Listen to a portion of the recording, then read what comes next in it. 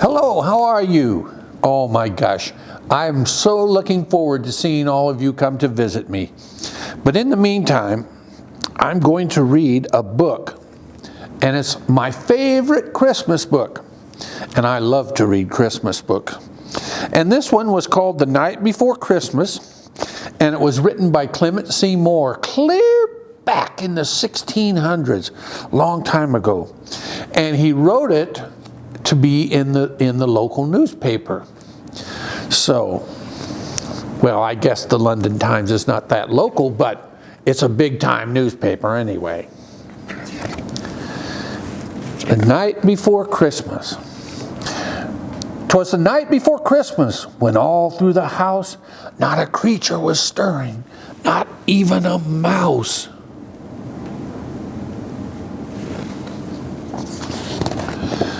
The stockings were hung by the chimney with care, in hope that St. Nicholas soon would be there.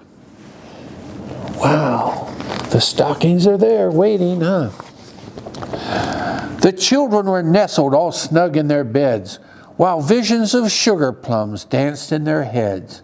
Mama in her kerchief and I in my cap had just settled down for a long winter's nap.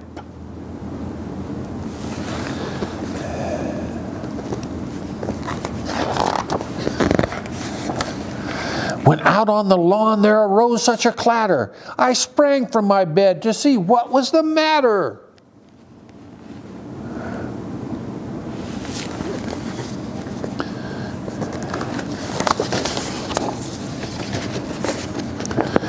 The moon on the breast of a new falling snow gave the luster of midday to objects below. Away to the window I flew like a flash. I tore open the shutters and threw up the sash. Oh, there.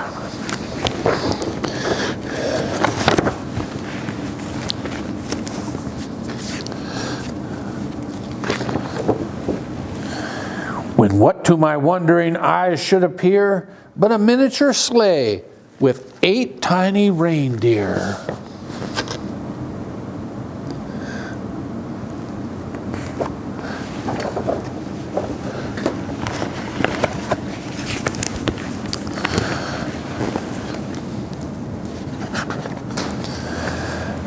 With a little old driver so lively and quick, I knew in a moment it must be St. Nick.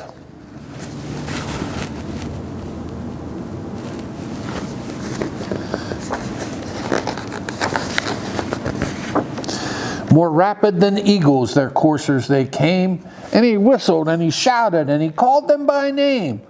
Now Dasher, now Prancer, now Dancer and Vixen, on Comet, on Cupid, on Donner and Blitzen. Yeah.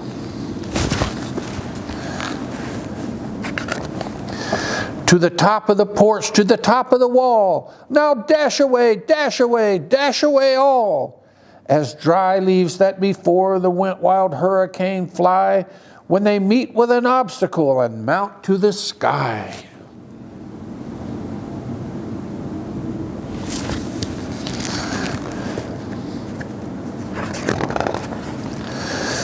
So up to the housetop the coursers they flew, with a sleigh full of toys, and St. Nicholas too.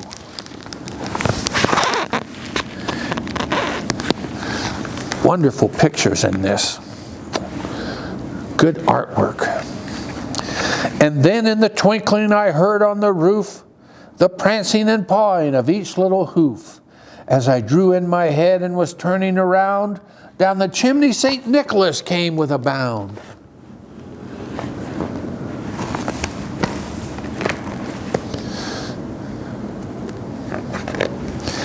He was dressed all in fur from his head to his foot, and his clothes were all tarnished with ashes and soot.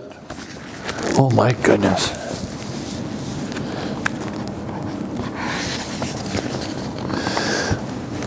A bundle of toys he had flung on his back, and he looked like a peddler just opening his pack. His eyes, how they twinkled, his dimples, how merry. His cheeks were like roses, and his nose like a cherry. His droll little mouth was drawn up like a bow, and the beard on his chin was as white as the snow.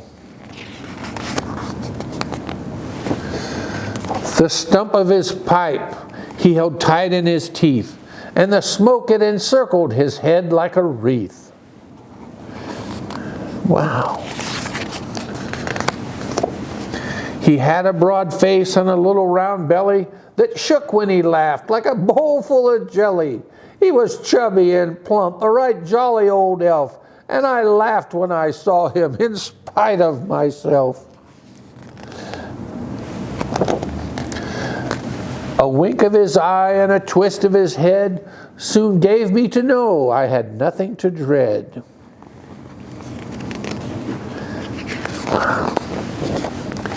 He spoke not a word, but went straight to his work, and filled all the stockings, and turned with a jerk. And laying his finger aside of his nose, and giving a nod, up the chimney he rose.